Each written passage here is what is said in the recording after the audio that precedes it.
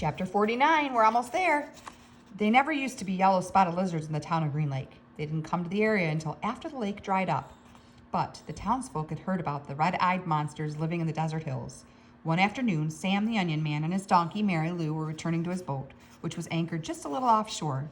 It was late in November, and the peach trees had lost most of their leaves. "Sam," someone called. He turned around to see 3 men running after him, waving their hats. He waited. "Afternoon, Walter, Bo, Jesse," he greeted them as they walked up, catching their breath. "Glad we caught you," said Bo. "We're going rattlesnake hunting in the morning." "We want to get some of your lizard juice," said Walker. "I ain't scared of no rattlesnake," said Jesse, "but I don't want to come across one of those red-eyed monsters. I seen one once, and that was enough. I knew about the red eyes, of course. I hadn't heard about the big black teeth. It's the white tongues that get me," said Bo. Sam gave each man 2 bottles of pure onion juice. He told them to drink 1 bottle before going to bed that night, then a half bottle in the morning, and then a half bottle around lunchtime. I don't know if any of you are putting together the fact that the boys were eating all those onions. "You sure that stuff works?" asked Walter. "I tell you what," said Sam.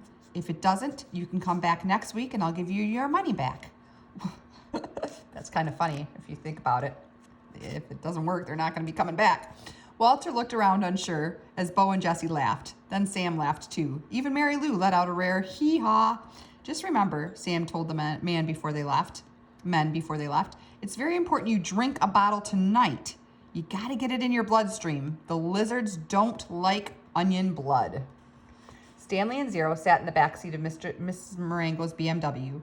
The suitcase lay between them. It was locked, and they decided they'd let Stanley's father try to open it in his workshop. "You don't know what's in it, do you?" she asked. "No," said Stanley. "I didn't think so."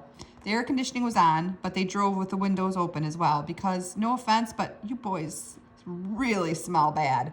The smell of sweat and onions and disgustingness, I'm sure. Mrs. Marengo explained that she was a patent attorney. "I'm helping your father with a new product he's invented. He's happened to mention your situation, so I did a little investigating. Clyde Livingston sneakers were stolen sometime before 3:15. I found a young man, Derek Dunn, who said that at 3:20 you were in the bathroom fishing your notebook out of the toilet. The 2 girls remembered seeing you come out of the boys' restroom carrying a wet notebook." Stanley felt his ears redden. Even after everything he'd been through, the memory still caused him to feel shame. "So you couldn't..." Trying to get this so that you guys can read it better. "So you couldn't have stolen them," said Miss Marengo. "He didn't. I did," said Zero. "You did what?" asked Mrs. Marengo. "I stole the sneakers." The lawyer actually turned around while driving and looked at him.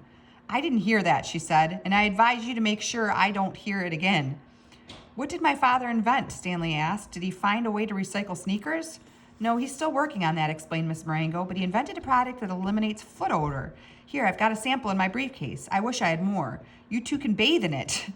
She opened her briefcase with one hand and passed a small bottle back to Stanley. It had a fresh and somewhat spicy smell. He handed it to Zero. "What's it called?" Stanley asked. "We haven't come up with a name yet," said Miss Marengo. "It smells familiar," said Zero. "Peaches, right?" asked Miss Marengo. "That's what everyone says." A short while later, both boys fell asleep. Behind them, the sky had turned dark, and for the first time in over 100 years, a drop of rain fell into the empty lake. The curse has been lifted. And now we're at part 3, filling in the holes.